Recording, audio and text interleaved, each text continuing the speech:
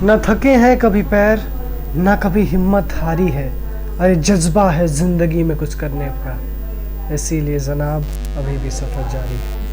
Hello students, आप सभी का स्वागत है आपके अपने चैनल टारगेट सेमेस्टर में।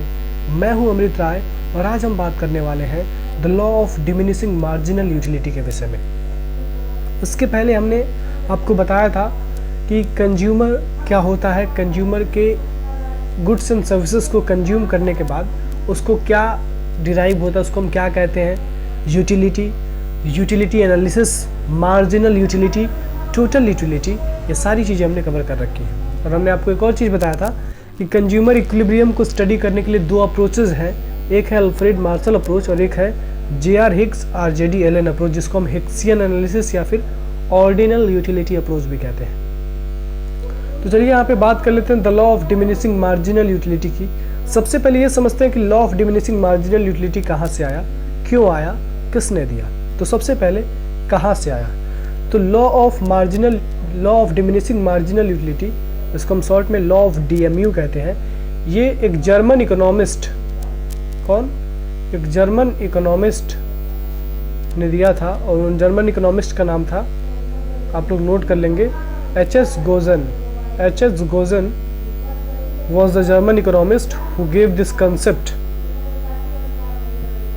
law of diminishing marginal utility। एक बार मैं क्लियरली लिख देता हूँ, H.S. Gozen, SSEN। He was the person who gave the concept of law of diminishing marginal utility। Now what the concept says, ये concept ये कहता है कि जैसे ही आप एक ही गुड्स के ज़्यादा से ज़्यादा यूनिट्स को कंज्यूम करने लगते हैं। फॉर एग्जांपल, हम लोग पिछले क्लास में बर्गर का एग्जांपल लिए थे। फॉर एग्जांपल, आप बर्गर खा रहे हैं, जितना संतुष्टि आपको पहले बर्गर से मिलेगा खाने से, क्या उतना संतुष्टि दूसरे बर्गर से मिलेगा? डेफिनेटली उससे कम मिलेगा, क्योंकि जब आप पहला वाला बर्गर खा रहे होंगे तो उस समय आपका भूख ज़्यादा होगा, तो उस बर्गर का जो मज़ा होगा, उस बर्गर का जो स्वाद होगा वो अलग ही होगा। भले ही सारे बर्गर जो है वो एक ही स्वाद के हों, लेकिन उसका जो सेटिस्फैक्शन होगा उस बर्गर को खा के आपको जो सेटिस्फैक्शन डिराइव होगा, डेफिनेटली वो नेक्स्ट लेवल का सेटिस्फैक्शन होगा। So the law of diminishing marginal utility states that जैसे ही एक कंज्यूमर ज़्यादा से ज़्यादा यूनिट्स को कंज्यूम करने लगता है एक ही गुड्स के, तो वो सक्सेसिव यूनिट से कम मार्जिनल यूटिलिटी डिराइव करता है। हमने आपको बताया था मार्जिनल यूटिलिटी क्या होता है। Marginal utility means additional satisfaction that a consumer derive from the consumption of one more unit of a commodity. यानी एक कंज्यूमर जब एक से ज़्यादा यूनिट्स को कंज्यूम करता है, एक और यूनिट को कंज्यूम करता है आपकी भाषा में, तो उस केस में जो उसको एक और यूनिट को कंज्यूम करने के बाद सेटिस्फैक्शन मिलता है, this is called marginal utility.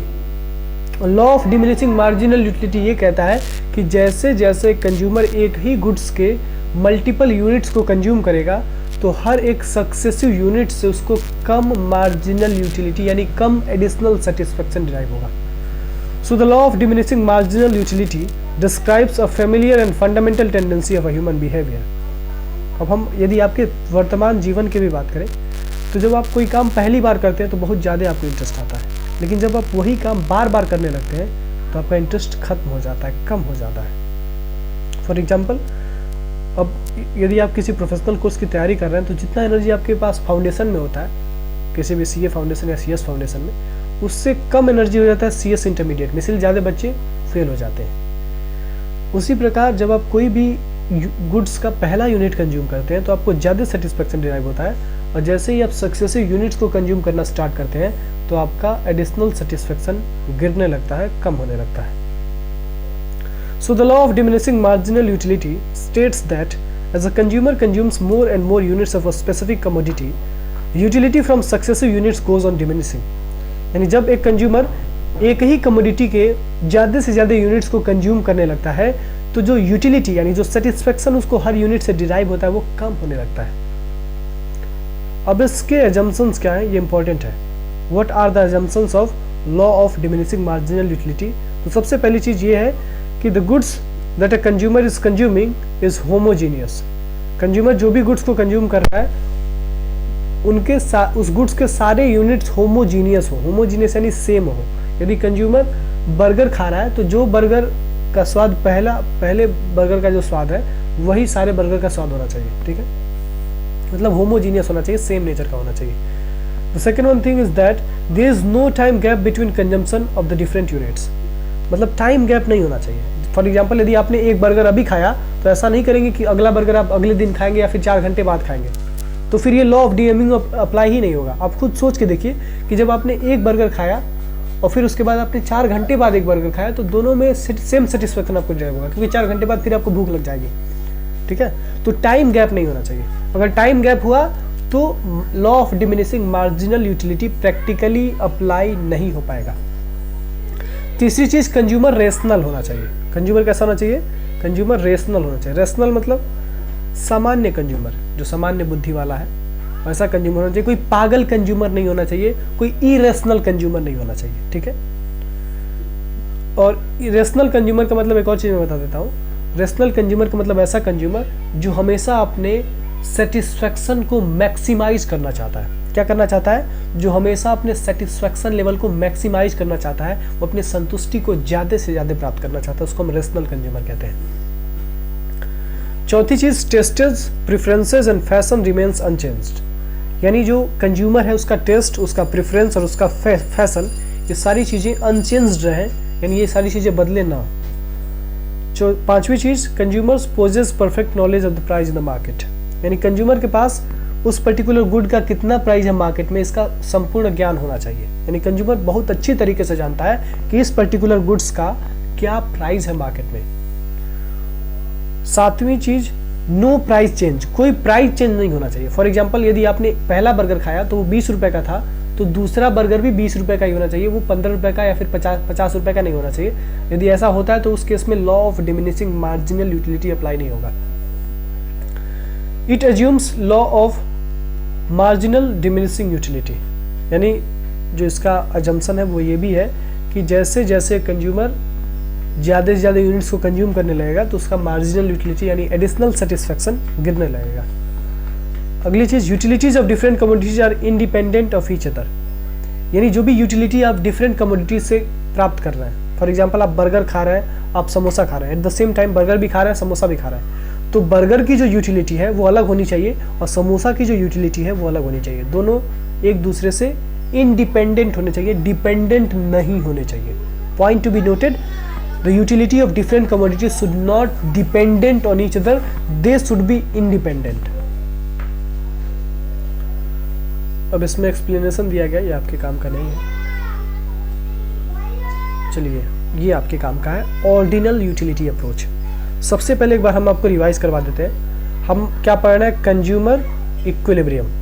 Consumer equilibrium में हमने पढ़ा कि 2 अप्रोच होता है, एक है कार्डिनल अप्रोच और एक है ऑर्डिनल अप्रोच, जिसको हम कार्डिनल यूटिलिटी अप्रोच और ऑर्डिनल यूटिलिटी अप्रोच कहते हैं। सबसे पहले हमने देखा कि जो कार्डिनल यूटिलिटी अप्रोच है, अगेन ये भी 2 पार्ट्स में डिवाइडेड है। एक है सिंगल कमोडिटी अप्रोच और एक है dual commodity approach. Single commodity approach में हमने देखा था कि जब एक कंज्यूमर केवल एक ही गुड्स को कंज्यूम कर रहा है तो उस केस में कंज्यूमर इक्विलिब्रियम कब आएगा। और डुअल कमोडिटी अप्रोच में हमने देखा था कि जब एक कंज्यूमर एक गुड्स को नहीं 2 गुड्स को कंज्यूम कर रहा है एट द सेम टाइम, तो उस केस में कंज्यूमर इक्विलिब्रियम लेवल में यानी कंज्यूमर मैक्सिमम सेटिस्फेक्शन को कब अचीव करेगा। तो यहाँ पे हम बात करने वाले हैं ऑर्डिनल यूटिलिटी अप्रोच की। ऑर्डिनल यूटिलिटी अप्रोच किसके द्वारा दिया गया था? सबसे पहले ये नोट कर लीजिए आप लोग, हमने आपको बताया भी था, J.R. हिक्स। कौन है? J.R. Hicks and R.G.D. Allen. क्या नाम है? J.R. Hicks and R.G.D. Elon. Alien नहीं, R.G.D. Allen. So the ordinal utility approach was propounded by J.R. Hicks and R.G.D. Allen. इसीलिए ऑर्डिनल यूटिलिटी अप्रोच को हम लोग हिक्सियन एनालिसिस भी कहते हैं, क्योंकि J.R. हिक्स का ऑर्डिनल यूटिलिटी अप्रोच में मेजर कंट्रीब्यूशन था। चलिए अब इसमें सबसे पहले हमको कुछ टेक्निकल टर्म्स को पढ़ना होगा। सबसे पहला टेक्निकल टर्म है इंडिफरेंस कर्व। क्या है? Indifference curve. आईसी मतलब इंटीग्रेटेड सर्किट नहीं, indifference curve. So the technique of indifference curves was originated by Francis Y. Ashworth in England in 1881. It was then refined by Wilfredo Pareto an Italian economist in 1906. This technique attained perfection and systematic application in demand analysis at the hands of Professor John Richard Hicks and RGD Allen in 1934. अब इसमें ये बताया जा रहा है कि जो technique है इंडिफरेंस कर्व का, ये सबसे पहले ओरिजिनेट किया गया था फ्रांसिस वाई एडवर्थ के नाम के व्यक्ति द्वारा, और वो इंग्लैंड से ओरिजिनेट हुआ था 1881 में। और इसको दोबारा डिफाइन करने का काम किए विल्फ्रेडो परेटो, जो कि इटली के इकोनॉमिस्ट थे, और इसको फाइनली एक सिस्टमेटिक अप्रोच देने का काम किया गया जे.आर. हिक्स यानी जॉन रिचर्ड हिक्स और RGD एलन के द्वारा 1934 में। अब ये फैक्ट्स हैं, याद नहीं भी रखेंगे तो कोई दिक्कत नहीं है। सबसे पहले हम देखते हैं अजम्पशंस क्या है, डिफिनीशन क्या है, व्हाट इज इंडिफरेंस कर्व। तो मैं आपको सिंपल डिफिनीशन लिखवाता हूं पहले। इंडिफरेंस कर्व, सबसे पहले ये समझिए, जो जहां भी कर्व आपको दिख जाए या फिर लाइन दिख जाए इकोनॉमिक्स में, तो कर्व और लाइन का मतलब हमेशा समझिएगा ग्राफिकल रिप्रेजेंटेशन किया जा रहा है किसी भी चीज का। तो इंडिफरेंस कर्व क्या है, it is also a graphical representation. किस चीज का ग्राफिकल रिप्रेजेंटेशन है? So indifference curve is the graphical representation of possible combination of two goods which gives equal satisfaction to the consumer. यानी इंडिफरेंस कर्व ऐसे combination of goods को बताता है जो किसी भी कंज्यूमर को इक्वल सेटिस्फैक्शन देते हैं, और वो कंज्यूमर उन दोनों ही बंडल्स यानी दोनों ही कॉम्बिनेशन ऑफ गुड्स के बीच में इंडिफरेंट होता है, यानी सामान्य होता है। दोनों में से कोई उसको दिया जाए तो उसको कोई दिक्कत नहीं, ठीक है। So an indifference curve is the locus of point representing all the different combination of two goods which yield equal level of utility। हमने क्या कहा? equal satisfaction।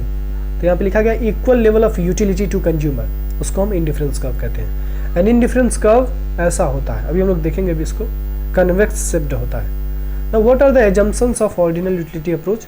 वही assumptions जो हमने उसके पहले वाले में देखे हैं, कुछ वहीं से मिलते जुलते हैं, कुछ बस चेंज हुए हैं। सबसे पहली चीज rational behaviour of the consumer. Consumer rational behaviour है, कंज्यूमर का रेशनल बिहेवियर है।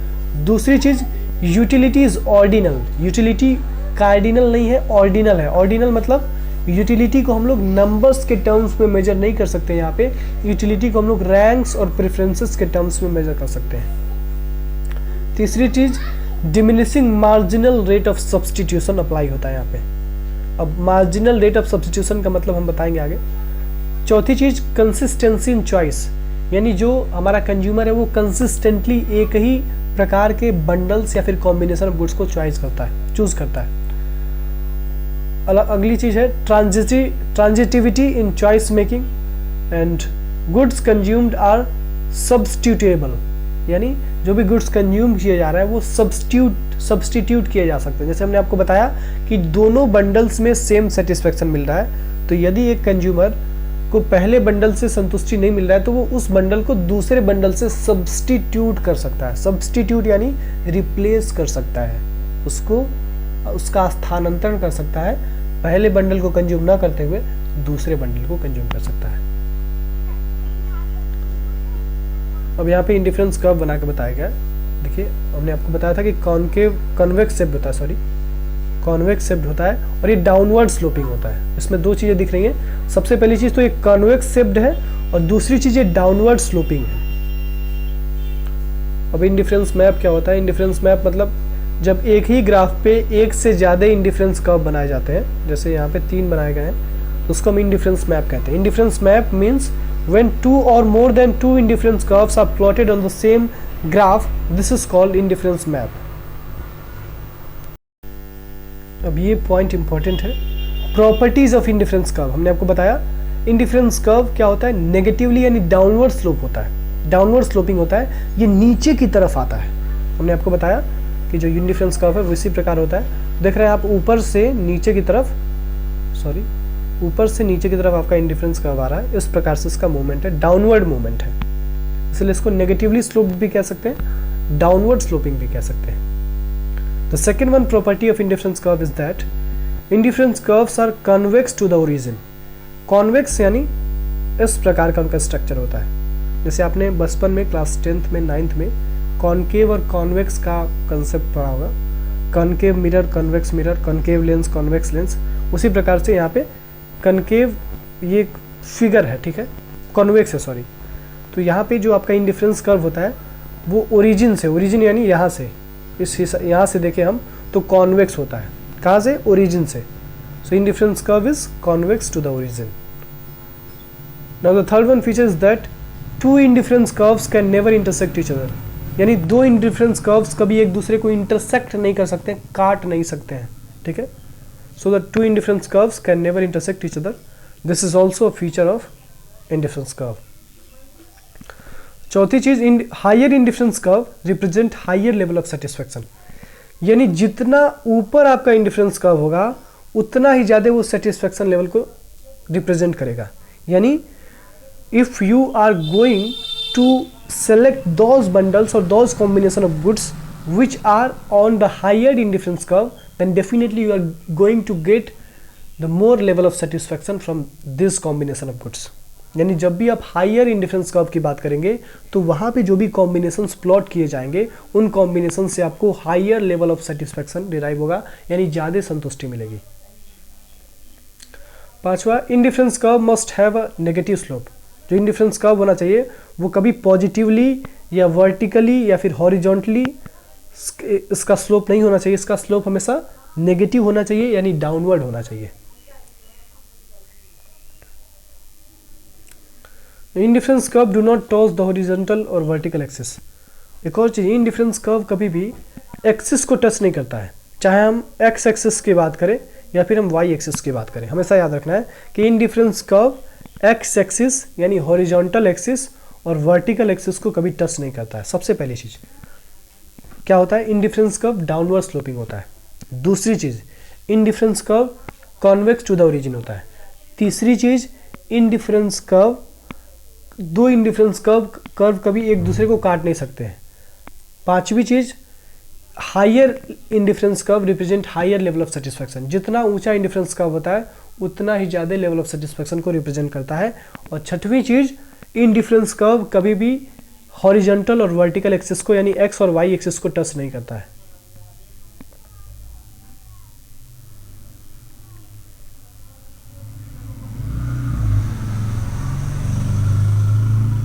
अब इसके बाद से बजट लाइन को पढ़ लेते हैं। बजट लाइन क्या होता है? अच्छा ठीक है, अगले वीडियो में इसको डिस्कस करते हैं, क्योंकि आप लोग की डिमांड आ रही है कि सर वीडियो का टाइम थोड़ा सा कम ही रखिए। ठीक है, फिर अगले वीडियो में मिलते हैं अगले लेक्चर में। तब तक के लिए पढ़ते रहिए और ज़िंदगी में कुछ अच्छा करते रहिए।